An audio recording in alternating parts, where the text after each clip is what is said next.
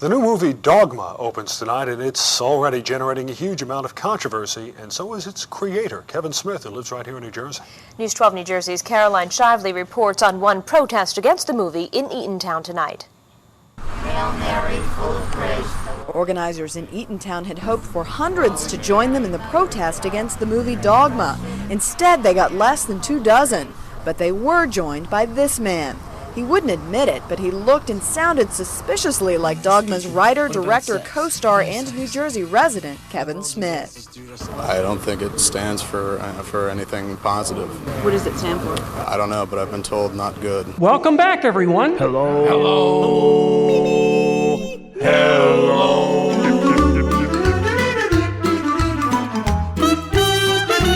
I got scared. I dropped my hot pocket. I'm drinking rum. It's Rum and Nerdy. I'm drinking rum. The time has come. I'm drinking rum. So grab a glass, some ice, your bottle, 'cause we're about to drink some rum. Kicking like I usually do, drinking. I'm drinking rum. Here's Greg and Garrick. Hey everybody, welcome to Rum and Nerdy. I'm Greg. And I'm Garrick. And today we have episode 5.20, The Pope Mobile. I don't know what it sounds like. Yeah, it's something exactly like that. I always imagine when you see the videos of the Pope, like, you know, driving through El Salvador and that little glass tic-tac thing in the back of the thing. I always imagine like ice cream truck music playing, like Calliope. Oh, that's making me hard to breathe. No. It's, and I don't know why that made me think of it, but there's I saw a thing on Instagram. There's this, I believe she's a young Japanese woman, and she imitates the sounds of different cars, and it's gloriously. I've heard her before. She's amazing. Yeah, she's like Acura. Yeah. It was like, yeah, they sound spot on. Yeah. It just made me think of her, but yeah, that's great. Anyway, I'm going to start off by putting a disclaimer out there. If for any reason you are easily offended, this is not the episode for you. Specifically, if you're religious, if your religious beliefs, your dogma, if it were. So, in an effort to figure out something to talk about today, we're like, hey, let's grab some random movie from the past, something that we don't need to do a whole lot of research on. Hey, let's just talk about. Let's deep dive into some random 90s film that we both really enjoyed. Yeah. And interesting enough, what came to me was I was talking to Sandy about it.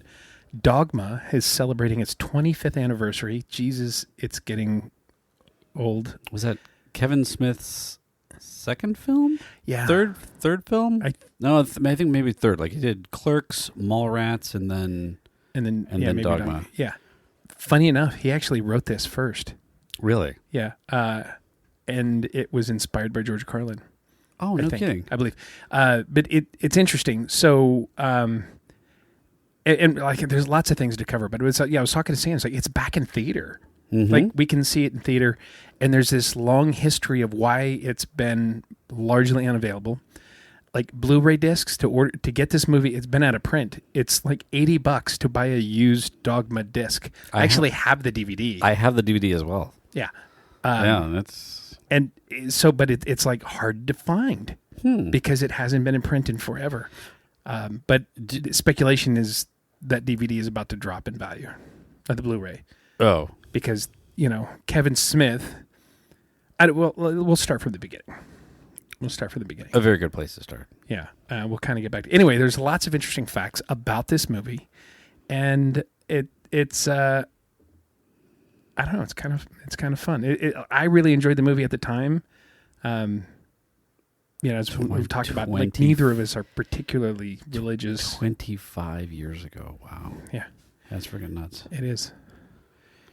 It is. So, God, where do we start? Released in 1999. This was the synopsis is,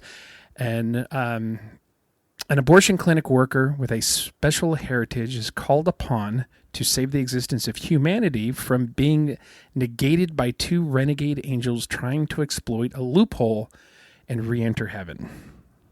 The two angels in question were banished from heaven and sent to Wisconsin as punishment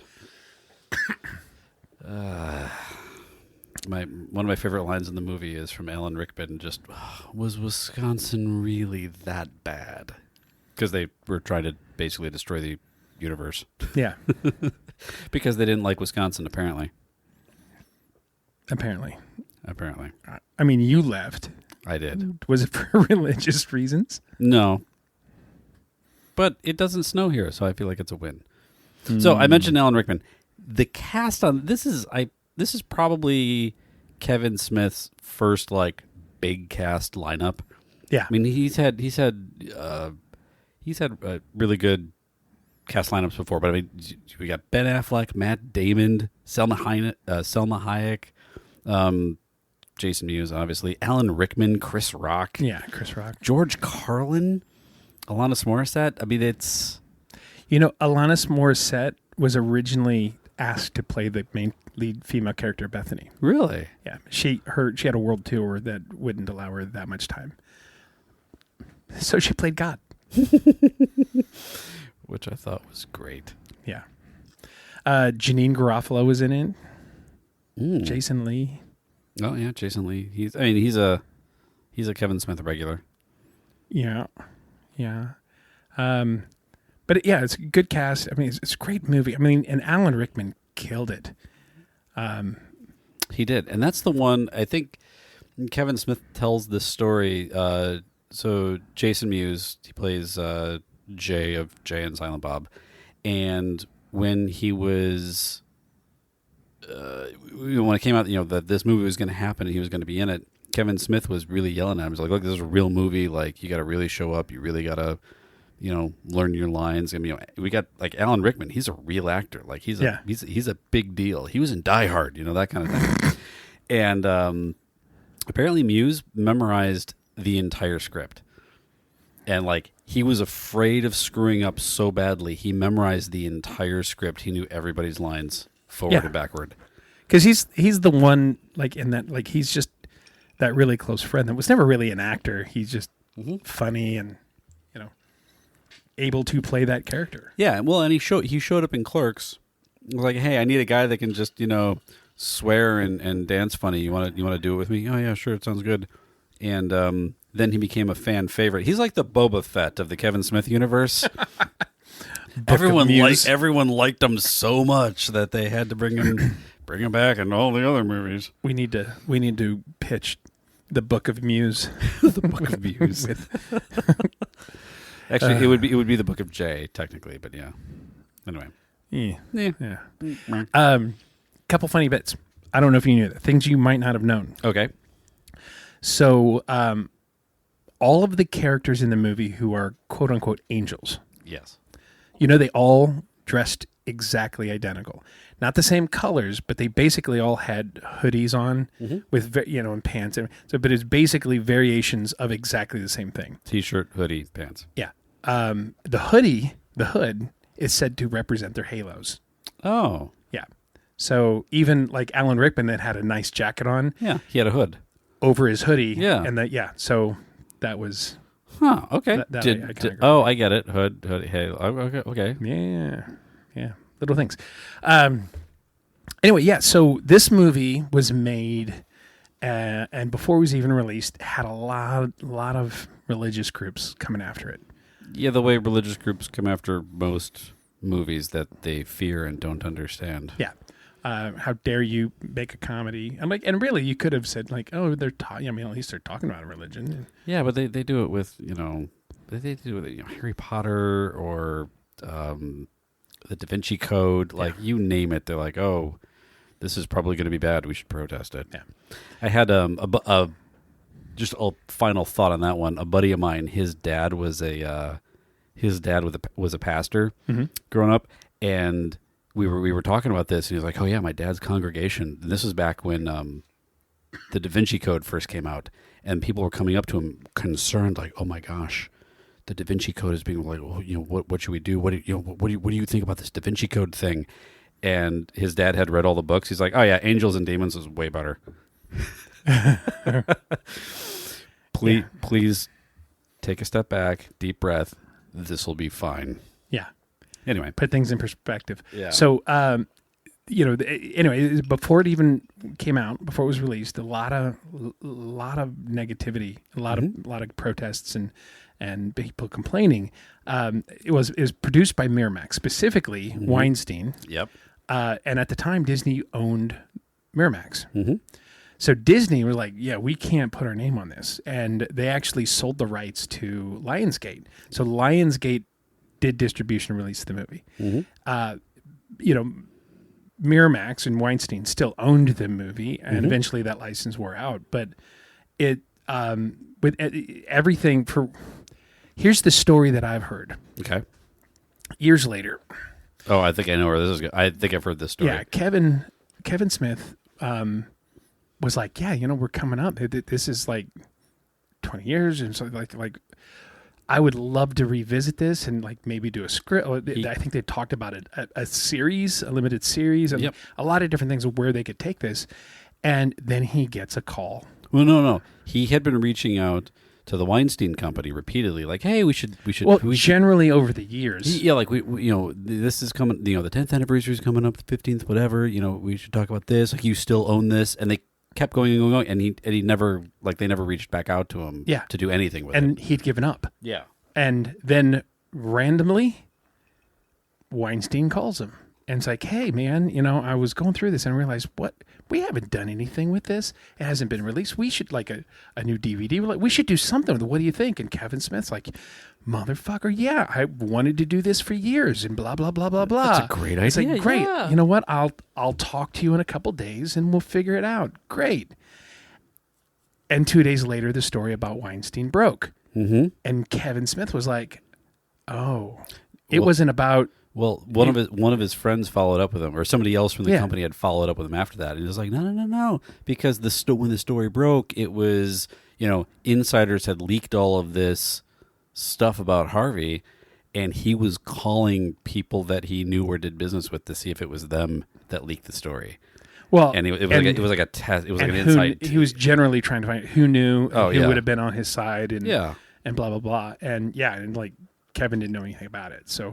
But it's kind of interesting. And then, of course, that happened, everything going on with him. And the idea of these rights and Kevin having any rights or anything ever happened just died. Yeah.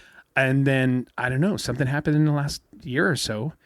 And they've got it back out in theater. And it's in theater currently. I want to go see it. I would love to go see this in the theater. Yeah. And it's speculation is now that they've got the permission to do that, then, at some point soon that it'll be out on available to Blu-ray, streaming, all that fun stuff. Any of those things. So it's kind of interesting. So that's why we're talking about it, because it's come back up. It's in the theater and everything else, and we had nothing else going on today. Yeah, we were going to do that whole episode on the relaunch of the website. Hey, it's relaunched. We done. Checked the box. Yeah. But anyway, turns out that was really quick. Yeah, anticlimactic. Hey, you know that web address that we say every episode? Every episode. Yeah, it's there. Yeah. Okay. Anyway, so here's some various articles and things that are pointing to some inside information about the movie. According to trivia on Cracked.com. They've got the 15 different trivia pieces. I'll just rattle through this. Some of them I think we've covered.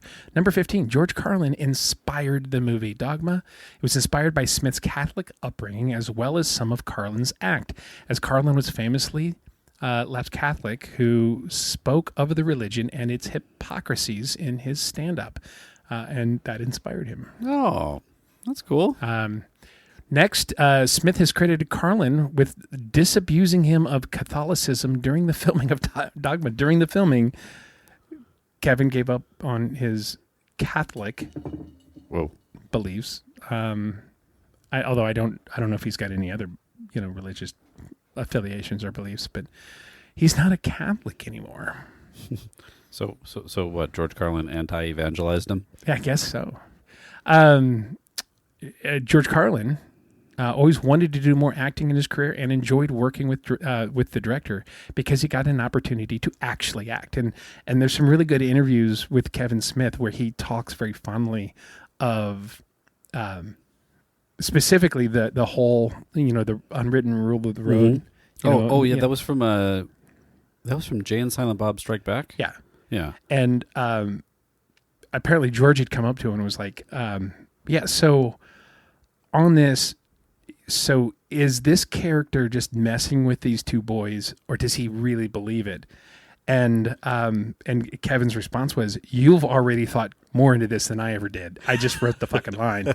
And he's like, "No, this is important in the way I play this. Like, is this like no, this is the rule, or he's just trying to fuck with these kids?" And he's like, what is your gut to? And like George actually kind of went through his mind, was like, no, it's like, it's a silly scene, everything else, but you got like serious take on how you play this.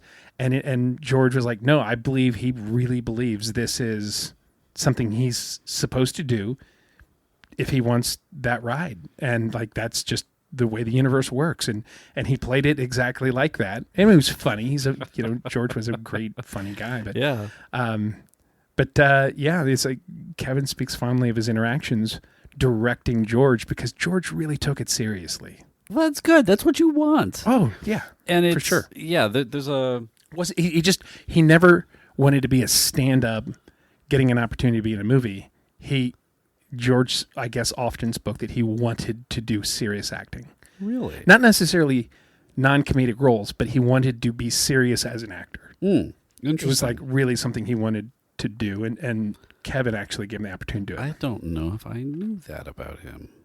Because he was in... So Dogma was his first film with Kevin Smith, and after that he did Jay and Silent Bob Strike Back.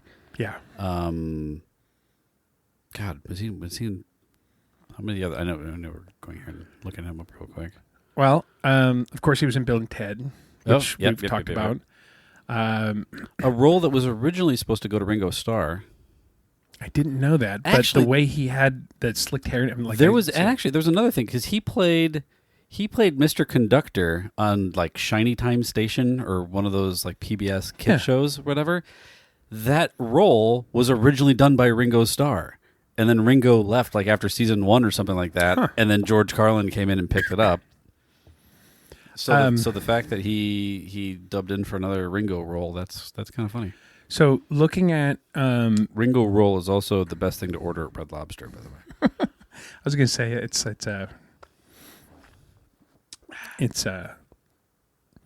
sushi roll it's made out of bangers and mash. I don't know. I was trying to mix British pub food and Asian fusion, and it's a Ringo roll. The looking at it, he did later in his career. He did a lot of kids animated voice for Thomas and Friends, and with a car spinoff Mater's Tall Tales as a narrator. Happily Never Ever. Man, he did a lot. He did a lot of voice work those last few years. But Jersey Girl, like actual roles. He was in Scary Movie 3, Jay and Silent Bob. He was on Mad TV, but like really, when you look at his motion picture stuff, it was mostly either voiceover or Kevin Smith work. Oh yeah, you know what? For some dumb reason, I totally forgot that he was Fillmore in Cars. He was the hippie van. Yeah, that's crazy. Yeah, so Kevin Smith, he was in Jersey Girl. Jane Silent and Bob Strike Back. Okay, so 2 and Dogma. So there you go. So you got three of the Kevin Smith films under his belt. Yeah, The Prince of Tides. I forgot he was in that. That was the serious movie ish. Oh, the George Carlin Show. 27 episodes of that. Welcome Back, Kotter. The George Carlin Show is right in that era where everyone was frantically trying to get their stand-up comedian to try to duplicate Seinfeld. And it just didn't resonate. He was in Super Mario Brothers. Wow. Oh, anyway. Uncredited as Man in Street. So in a movie that I've only vaguely remember, he played a character that is quite literally not memorable.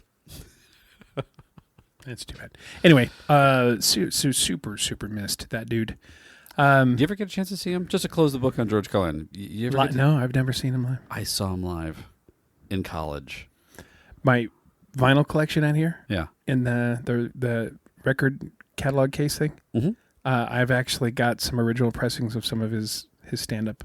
Really? On vinyl. Yeah. Oh, that's cool as hell. Okay. Yep. Number 12, Jay and Silent Bob will return in Dogma. Smith wrote the script for Dogma before he completed Clerks. That's why the end credits for his debut film say Jay and Silent Bob will return in Dogma, even though they would appear in Mallrats and Chasing Amy first. So it was his, Smith called Robert Rodriguez for support on Dogma.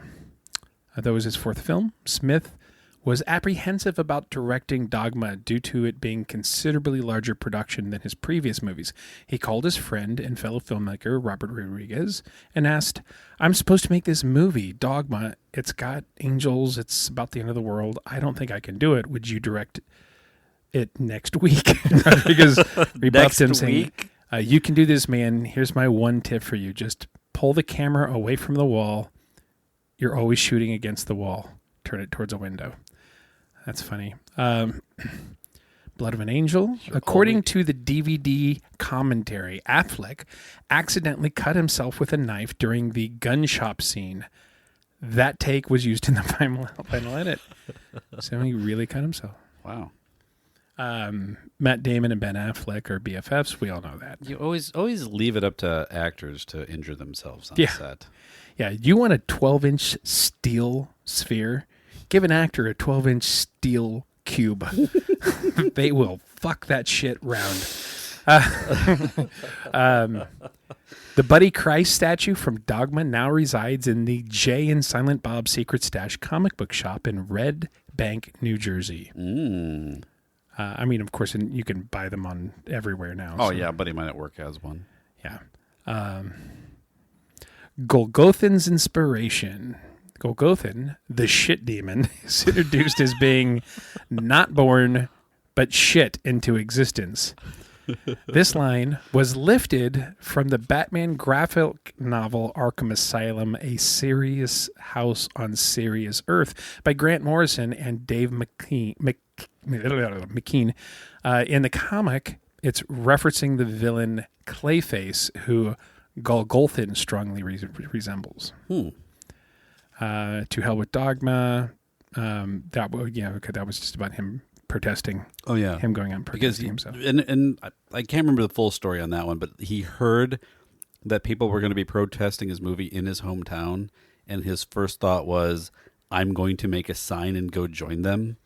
And he literally, what I think a sign said something like "Dogma is dog shit," and he went down there and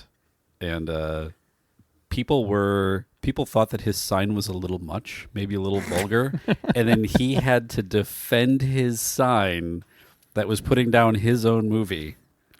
He's like, no, it's really important, blah, blah, blah. This movie's terrible.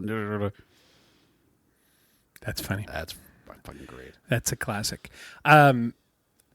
Number 5 on Crack's list, Matt Damon loved Jay's character. He was quoted as saying,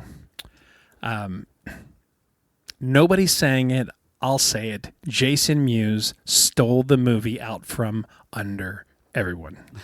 he thought Jason Mewes killed it and that's just awesome. Yeah. So that's the, I mean, and you know, Matt Damon, he's done a couple things, so he's just a bit. He should know. I mean, he's won an Oscar for writing, but whatever. Mm-hmm. Still counts. So, also, apparently, so did Alan Rickman. Alan Rickman, who played the Metatron, the voice of God, became friendly with Mewes during the film. Alan loved Jason and found him endlessly fascinating, Smith said. The Odd Couple, and there's a little post here. That's fun. Smith's biggest success. Dogma became Smith's biggest hit, making $44 million off of a $10 million budget. So by proportion, I guess. You can't watch Dogma. Well, that's no longer true, as we said earlier. No sequel, despite having a trilogy of Clerks films and Mallrats sequel in the works. Smith has said he is not interested in revisiting Dogma. There's no reason. Like you don't want to beat it to death. You don't want to devalue it by forcing a sequel out. It has an ending. Story over. Yeah. You're good. I mean, what would you do as a sequel? They've kind of jokingly hinted about the two angels reappearing somewhere else in like a post-credit scene from one of the movies. Maybe, because what's his name? The one of them, his head blows up. The Bartleby's head blows up. Yeah. But there is a post-credit scene in another movie with Loki telling a dad joke in an airport. Oh yeah. I have to find that. Maybe that's our post-credit today. Was that Jersey Girl? It was like out of left field. Like it was not a. Yeah. It was not a movie where you would have expected that. I'll figure that one out. Yeah. And then there's actually a fan theory about that ties this like Dogma to and maybe that's from that postseason, but there's a fan theory that ties Dogma and the Loki Matt Damon character to Born Identity. And you know what? That is in that joke. Is it like born again? Because he's we have to find that. It would be the post credit. I'll leave that alone so that we can just let that stand on its own after the song. Other things. So where are we at? Alan Rickman joining the cast inspired Jason Mewes to push himself. You had told that story. Kevin Smith wrote the screenplay for the film before Clerks. Smith wrote the screenplay for Dogma before the one for his breakthrough 94 classic Clerks. But he shelved the script until he had the budget and resources to visually do it justice. Alanis Morissette was originally supposed to play the role of Bethany Sloan. I talked about that. Kevin Smith joined Dogma protest group. We talked about that. Here you go. The angels are all identically dressed, except for the color of their clothes. The angels in the film, Metatron, Alan Rickman, Bartleby, Ben Affleck, and Loki, Matt Damon, are all dressed alike, with their hoods meant to represent their halos. George Carlin wore a bandage on his finger to hide his wedding ring. He had recently lost his wife, and he didn't want to take the ring off, so he put a Band-Aid over it. Nice. So, as it turns out, Matt Damon. He reprises his role as Loki from Dogma in a post-credit scene in Jay and Silent Bob reboot. Yeah. In the scene, Loki reveals he lived the life of Jason Bourne. There you go. No, we can't do. We'll still do it. Fuck it. We'll still do it, but that's that's what it is. That's where it's from. That's the story. There you go. That's the story. So, yeah. So we're at now. We're only halfway through the episode. And do we have more to cover on that? On Dogma in general? Yeah. I mean, other than the fact that lots of protests and it's been sitting there for years. It's a good movie. I can't tell you the last time I watched it or gone back to revisit it. Oh, I think it's also where Kevin Smith introduced his fast food joint. Movies. I think that's the first appearance of movies in the Kevin Smith universe. Yeah, it makes sense though. The Kevin Smith EU. KSEU. Kisu. I don't know. Yeah, hold on. So, despite what he might have said, Kevin Smith is making a Dogma sequel and wants to bring it to Cannes. Really? It's been a big year for Dogma, Kevin Smith. So when was this written? This week. June 5th, 2025. It has been a big year for Dogma. Wait, holy shit. Are we actually reporting on something? Like live? Yeah. New? Yeah. This came out for the recording. This article was released yesterday. So here we go. June 5th, 2025. Yeah. It's been a big year for Dogma, Kevin Smith's 1999 religious comedy film, after spending decades in weird legal limbo where it couldn't be reproduced or released thanks to the Weinstein personally owning the rights. It was just sitting there, despite being one of Smith's best efforts. However, the Weinsteins finally sold the rights, and Smith plans to release the film digitally and on Blu-ray or 4K for us physical media freaks. Woo-hoo. He's also taking it on tour as part of a re-release in theaters, and kicked that off by bringing it to the Cannes Film Festival, where it was screened in 1999. This is all going so well that Smith has confirmed his intent to make a sequel to the film, which is a wild turn of events, but as Smith explains to Deadline, he's been swept up in the magic of his victory lap. What I didn't realize is I would get there and I would get bit by the bug again. And I'd be seeing all these places, these haunts from my childhood, from my 20s, so to speak. So for the 3 times I was there when I was a kid, Smith noted, and suddenly I was like, why is it that you assume that can-worthy portion of your life is over? You can never even expected it to begin in the first place. It was never part of the aim. It just came along with the journey. Maybe if you really try, you could. It's interesting that Smith wants to make not only a sequel, but also one that is can-worthy. Yeah, so it goes on to just talk more about it. So that's cool. Breaking news, Nerd Nation. Ladies and gentlemen, you heard it on Nerd Nation first. I guess you guys are Nerd Nation. Yeah, so Nerd Nation, you heard it on Rum and Nerdy first. Yeah. That's a first. Yeah. Yeah. Now we just have to make it a second. We've got to do breaking news more often. I totally thought we had one. Yeah. A soundbite for it. That soundboard somewhere. Yeah. We bought a thing to do exactly this. Greg and Silent Garrick strike back. Something like that. Yeah. Yeah. Cool. I don't know. I think we could be lesser characters. We could. Yeah, you and I would do a great Jay and Silent Bob. Should do that for Halloween next year. Yeah. That would be actually really freaking great for us to do. And we should never bring it up again. So that when we do it, it was like, oh. God, I'd shave and get a big blonde wig. Yeah. Drinking beers. I did that once. Because I had a pretty long goatee, and I shaved it off for a Halloween costume, and I showed up to a Halloween party, and I was there for a solid 20 minutes before the host realized who I was. Nice. Nailed it. Nice. Yeah, so I don't know. I have an idea on where we can go from here on this episode. Oh, okay. Just life updates. We could talk about the fact that we went to karaoke. Oh. You didn't sing. I didn't. No, I don't. It was right in the sweet spot of I can't get drunk enough to sing karaoke, and it's okay for me to drive home. It was right in that. Hey, I got to go to work tomorrow. Yeah. It's a Wednesday. I'm not gonna. I'm not a big karaoke-er.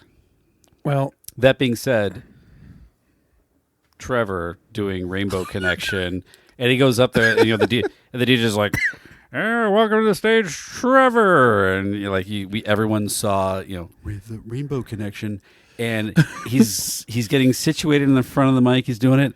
And we just sort of ran up there and do the voice, do the voice, yeah. do the voice, the voice. And we're just yelling at him. And I went all Palpatine. Yeah. Do it. And he did it. Yeah. And he did it right. The whole bar just kind of erupted. Oh my God, yes, that guy. Well, and then he did Richard Cheese's I Like Big Butts. Well, yeah, because it didn't say Richard Cheese. It just said, Trevor, I like big butts. And you're like, wow, really? And the Richard Cheese version, it kind of starts off but it kind of feels a little Muzak-y, and this is a weird version. And then it launches into the lounge. Yeah, the lounge against the machine. I like big butts. I like big butts, and I cannot lie. Yeah, it was the Richard Cheese. So he did. I don't know. He did a couple other ones throughout the night. He apparently that's his two passions. Dancing and karaoke. No shit. He is a big. So it's funny, and I mentioned this to him, and because he's a little bit from the tech camera guy. He knows a little bit about techie stuff. I mentioned to him our Rum and Nerdy the Box mobile podcast with live sound reinforcement. Yeah. And he's like, holy shit. I was like, and I showed him the picture. I was like, yeah, it's also kind of like, hey, a backup thing that it's designed to do is we can do karaoke out of it. And he's like, dude, you got to do that. You got to do that. You could, why are we not doing that? Yeah, you could have that. We could have that at everything. So, so that's a thing I think we're going to maybe host here at Casa de Greg, do a karaoke night. And Casa de Greg.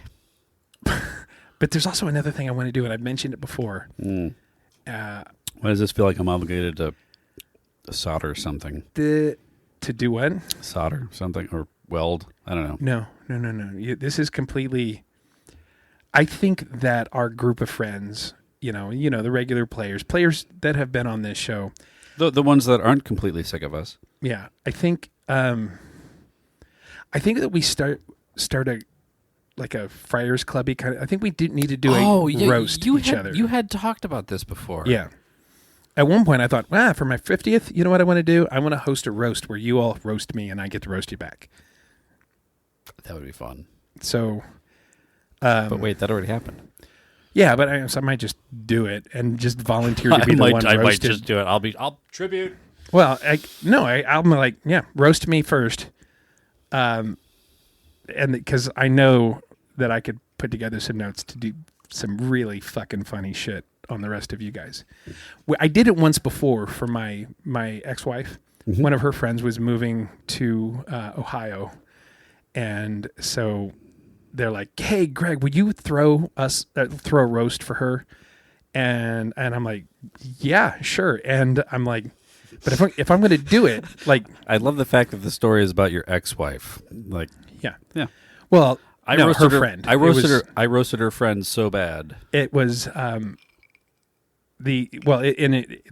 was the fun part about it, was they all came to me like, Greg could do this, and I said, hey, like, for real, like I will be offensive, and they're like, no, that's exactly why you need to host it, and the whole thing was like, okay, as the host, when I introduce one of your other friends, I'm going to roast them a little as they come up on stage, like they need to. Yeah, everybody signs up for this. Yeah. It's if you're in the room, it's fair game. Yeah, it's well, and like if you didn't want to participate, you could sit there and you can enjoy it. But if you were one of the people roasting her, you had to know that turnaround's fair game. This isn't I love you so much. I mean, you can finish with no, just kidding. We love you. I'm going to miss you. No. You end there. Go watch the roast of Tom Brady. Yeah, and Gronk took almost as much as he did. Oh, yeah. Oh, fucking Gronk. Yeah, so, and it was a lot of fun. And some of her friends were like, why did you say that about me? And it's like, because I don't know you. And I just thought it would be funny because I just had to make up shit. It's like, well, that wasn't very nice. And says, you know what a roast is. Remember, we had this conversation beforehand.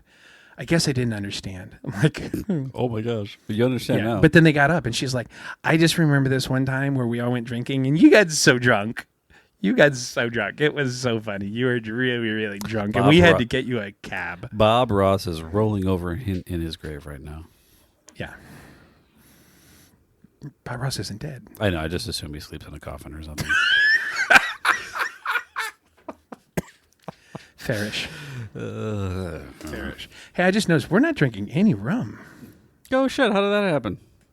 We just started talking about religious things. Maybe. Hey. Would you like a schmeckling of Bumbu? I was going to say, how about turning some of that water into wine or something? Okay. Yeah. We're going to have communion. Let's finish pissing them off. Noise. I don't know. The body of Christ tastes pretty good, but could use a little bit of cheese. I'll leave it at that. Anyway, I think we need to do a roast. Yeah, that sounds like fun. I'm in. Yeah. We had talked about this like a decade ago. So you take your Bumbu with 2 cubes, I believe. Yeah. Look at that. And just a little splash if you've got. I know your rum. If you got one of them. I do. Just a wee little splash. Yeah, about that much. There you go. In the Chiefs glass. In the Chiefs. And it's Friday. Okay, so let's address this. The episode's about 12 hours late. Give or take. You had a very late night of work. Mm-hmm. And I really wasn't feeling good. Yeah. And I could have sucked it up, but I just didn't want to. But at the same time, I didn't want to miss an episode with the downloads being really up and they drop. Like that's the perfect opportunity to drop off 25% of our month. Yeah. No, and it was the flip side of that is because last year our big thing is like we're not missing a week, and we ended up at like 53 episodes. Yeah. And that's counting all 4 episodes as one. Yeah, so technically like we well surpassed our content delivery expectations, but we didn't miss a week. It was great. Yeah. Because we did a lot of travel, so that was hard, but boom, nailed it. And then this year we're like, yeah, we don't have to do it. Like if we miss one, it won't be that bad. And what was like the third week? It was like, yep, fuck it, can't do it. See ya. And it was just like we kind of we've missed I think one this year. Maybe 2, because I think maybe that first week, because we did 53. It was literally like just the one. Like we were one episode, like 3 episodes in, we only missed the one, and we've been constant ever since. So. Well, but we don't live with the fear of needing to do it. No, if it happens, it happens, or it's late. Just let it happen. But there's one other thing I think that we need to bring up, and we don't have to go. Like we can not. One other thing beat that this we one. need to bring up. But this has to be brought up. What? Who corporate taxes are filed? Like what's the? No, don't go there. The looking at you, Russ. I'm just saying. Stupid computer glitches. Anyway, so one of our favorite people in the whole world, right? Like, okay, so if we say our Rum and Nerdy family, okay, who's in the Rum and Nerdy family? Well, clearly Dave. Yeah. Tyler. Yeah. Shannon. Yeah. There's a lot. There's a lot in the Rum and Nerdy family, but you've already mentioned the name. Okay. Monday's Shannon's birthday. Oh, is it? Yeah. Ooh. So she's out here. She was at karaoke with us. And by the way, holy shit, can she sing? Yes, she but can. They have a karaoke room of their house. Well, that was when she was looking for songs. She's like, I don't know what to sing. I'm like, Dave just pulls it up. I'm like, you have a karaoke thing. She's like, yeah, but there's a whole Shannon playlist. So I just clicked the thing and those are my songs. Like, what are they? I'm like, ooh. Yeah. I understand your issue. I made her do Suddenly Seymour. It's the second time we've sung that, and it's because I love it. And I think in this process, she doesn't really love it. No. And so you got to find a new. Next time you do that song, you should flip the parts, where she does Seymour's and you do Audrey's. I think that would be great. Yeah, maybe it's like a Disney Plus version. Yeah, because I know how to he'd snap his fingers and me. I'd say sure. See, you did it, nailed it. Suddenly Seymour. Yeah, it sounds better than your Rick Moranis already. Look at that. Yeah, it's because I'm too masculine to play Rick Moranis. Look, if Trevor can do it as a fucking frog, I'm pretty sure. Dude, how about that DJ host? He was amazing. Doing Be Our Guest and voicing every different character. Well, the first one he did, it was Gaston. Oh, yeah. And we weren't paying attention. Like, it's like he always get the machine warmed up or something, and realized that he was doing every part in the song individually, just flipping back and forth between the different voices. And you're like, wait, fuck, that's all. That Luke, the DJ, you're doing the whole thing? Yeah. Damn. And it was crushed. Dude, I absolutely crushed I know it. Shannon tipped him on our way out. I Venmo him like $20. I'm like, dude, that was great. Dude. And he's like, normally he's there on Fridays. Mm-hmm. And it just happened to be he like covered somebody that had to be out. But that place, Oh Shucks on iDrive. Mm-hmm. It's no longer smells like smoke. No, it's great. Full disclosure, it's no longer Smoky Oh Shucks. And it's always been kind of a dive bar. I mean, for iDrive standards, it's a dive bar. But it's way cleaner than it was when you and I went that first time. dude, because we used to go there after IAPAs, and we were always ending up there after TEA things because it was like the karaoke place within the area of where TEA events happen. I'd get home and have to burn my clothes. Yeah. Because you could smoke inside, and people did, in fact, smoke inside. Yeah. In fact, I think what Trevor was telling the story his first time there, he's like, yeah, man, like, I was just really getting smoked out. And he's like, dude, I can't, I gotta get out of the smoking section. So he moved to the other side of the place. He's like, oh no, this is the smoking section. I was already in the non-smoking section. This is Where would you like your table? Smoking or ultra smoking? Basically. It's like, did I walk into a fucking Dennis Leary bit? Yeah. Which is actually Bill Hicks. Did I walk into a Bill Hicks bit? Well, it's the Dennis Leary bit's funny because the first time you and I went on that epic tequila lunch that ended at 2 a.m. What are you going to do? We're just going to grab lunch at a taco joint. Oh, okay, sounds good. What time did you get 14 home? 14 hours later. Yeah, basically. Fuck. And we had like 3 or 4 people meet us. Like, yeah. What are you guys doing out? Lunch. Yeah. It's dinner. Yeah, we know. Yeah. We started on Sand Lake Road over by Universal, and we ended up downtown. Then I got in an argument with this kid about not letting me into the hoity-toity place because I was wearing khakis and flip-flops. Not to be confused with the time that you got into the argument with the magician. That was completely different. It was still one of my favorite Greg fighting with random people stories. He was a MAGA-ishin. Oh. He really was. He was like... I know. Yeah. It's... I've been saving that one for a while. Anyway. So... so Shannon's birthday. A happy birthday.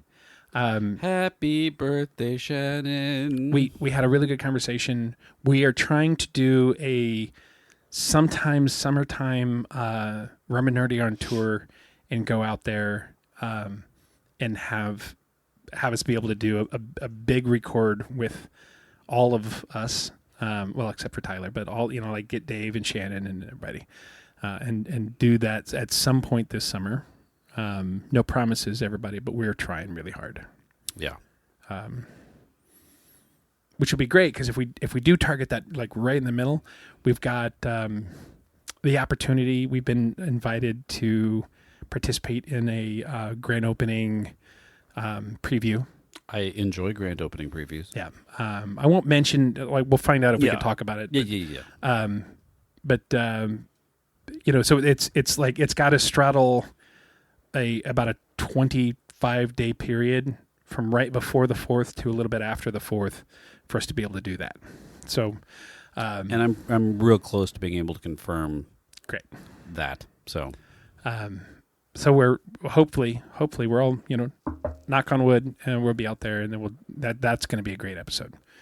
But that'll just a weekend of relaxing and a little bit of recording and a bit of fun. A lot of bit of fun.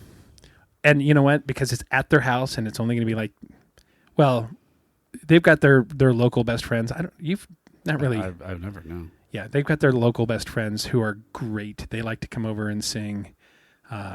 So like most of the things that we do, it'll actually be 8 of us. So, but 8 is enough. See what I did there? Okay, clever, anyway. Clever, very clever. So, happy birthday to you. Cha cha cha. Happy birthday to you. Cha cha cha. Happy birthday, dear Shannon. Happy birthday to you. And many more. I'm going to go back and put some big time reverb on that, see what it sounds like. Cool. They're going to fix me in post. And by there, I mean Greg. Yes. I'll have my people do it. I don't have any people. I'm my people. His shirt's so big, I had to pluralize them. Anyway. It's warming up for my roast. Yeah. Perfect. Save it for the roast. I don't want to say Greg's fat, but he's fat. Yes, that's not. See, my challenge for the roast: no fat jokes. Really? Can I do it without fat jokes? Really? Okay. I bet you could do it. I'm going to be like, Garrick's so dry. He's like Dan's barbecue or something like that. Because then it's a double roast. It's a double burn. Who's Dan? Our buddy Dan. You know Dan. We don't use last names. Oh, fuck. Okay. Sorry, just woke up. Where are we recording? What's going on? I did that in a meeting today, and it was embarrassing. Right, Garrick? Oh, how late was your last night? Yeah, it wasn't that late, but it wasn't that late. But, Sandy was like, "Are you going to hear from him? Are you going to? I don't think I'm going to hear from him. Should we start another episode? Start another episode. Well, what if he shows up? Then we pause it. We're streaming it off of a streaming service. That's It'll like be the okay. only benefit to streaming services now. Yeah, it's like, well, I don't get the commemorative DVD. I don't get the. Well, but it's at your fingertips. We're until it's not. It's at your fingertips until it's not. We're end of season 2 on the show House, which I love. Great show. Yeah, and it's like a three-parter. By the way, it's only lupus once.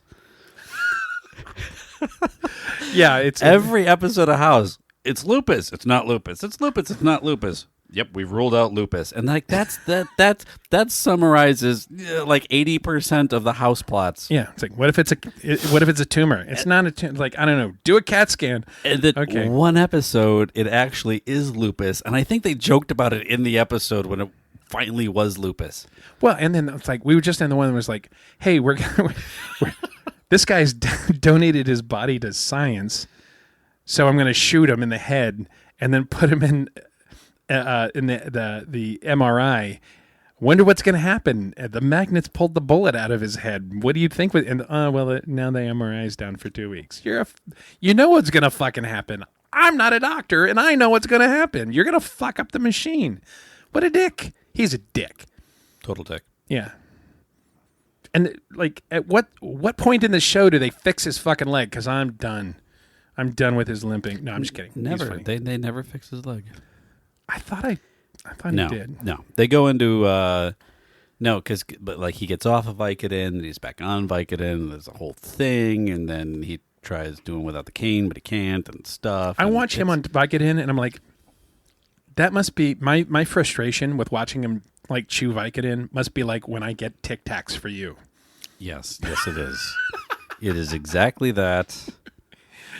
It is exactly that. Well, that's good. Well, I'm glad you're enjoying House.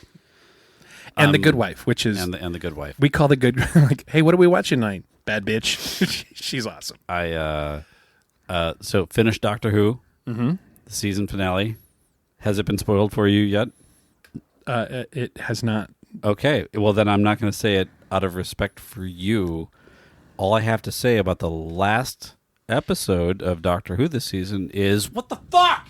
But it's good. It's a good what the fuck. It's like oh. So I heard we talked about it on the show that there was like David Tennant shows back up for a second or something. No. Okay. I mean, he did before Shooty came in, but yeah, I know. I remember the transition to him because they kind of like pull David Tennant. That doctor gets pulled out into his own existence. Yes. So he does. But he's not a doctor. So now he's just there. By generation, whatever. So, like, in theory, David Tennant is just floating around.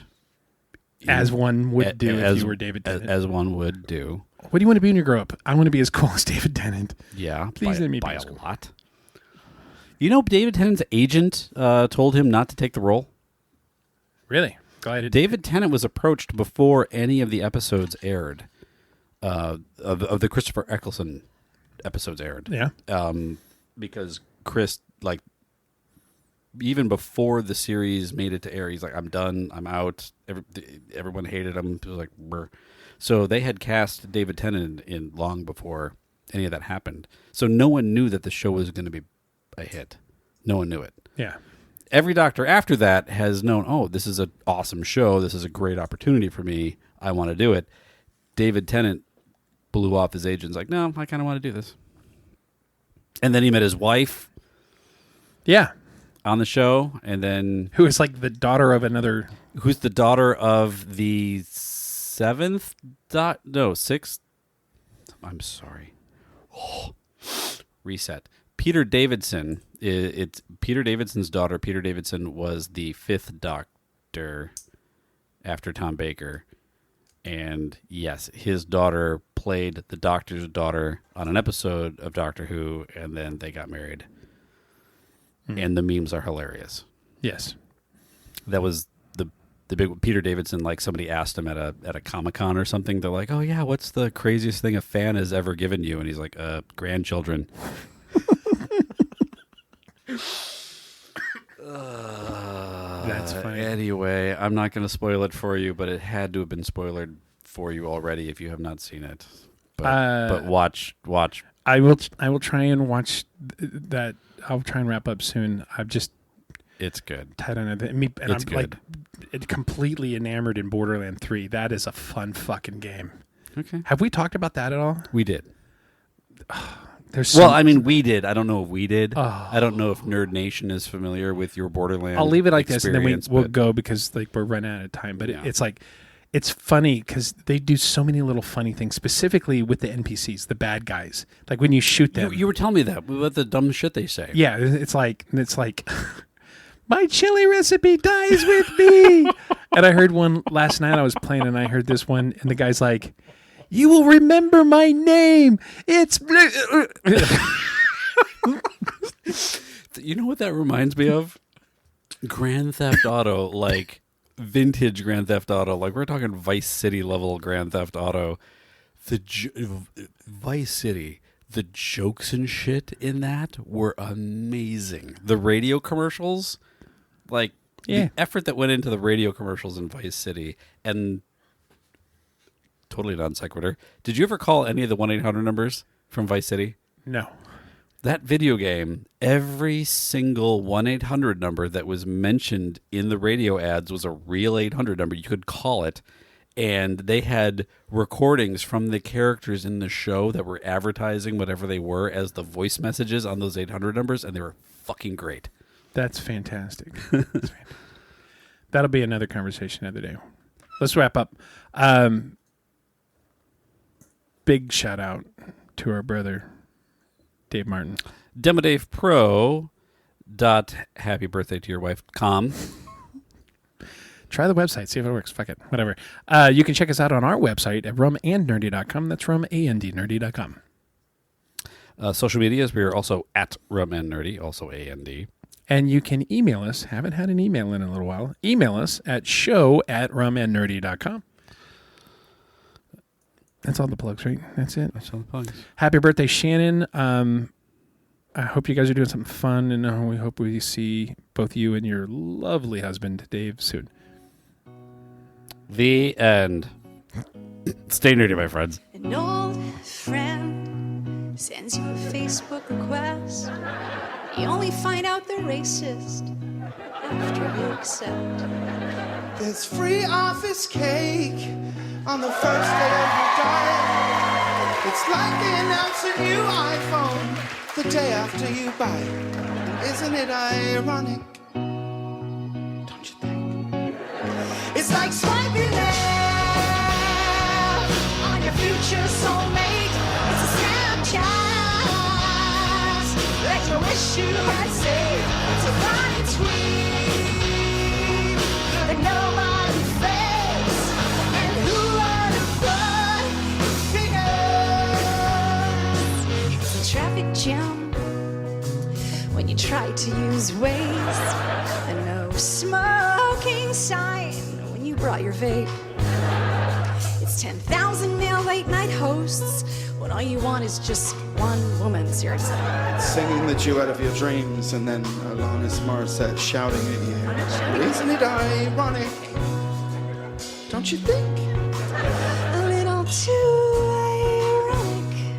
And yeah, I really do think it's like your first class on a Southwest plane, and you realize that every seat is the same. It's like Amazon, but your package never came.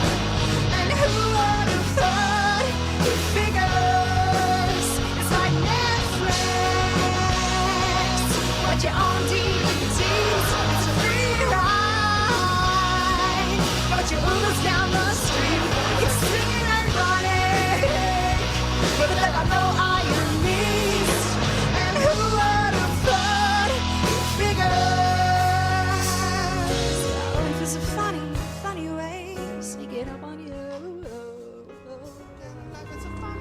Hi. Remember me? I'm Loki, the angel of death from Dogma. Now, if your kids are looking at you right now like, that's not Tom Hiddleston, just tell them I was Loki in the 90s, before it was cool. And I did it without the fake British accent. Anyway, for 20 years now, people ask, what happened to Loki at the end of Dogma? Did he go to hell? Heavens no. Pun intended. But I did almost unmake existence, so as punishment, God, who looks exactly like Alanis Morissette, banished me to life on Earth. Again. But not Wisconsin this time, thank Christ. No. God dropped me in the Mediterranean Sea, where I was rescued by Italian fishermen.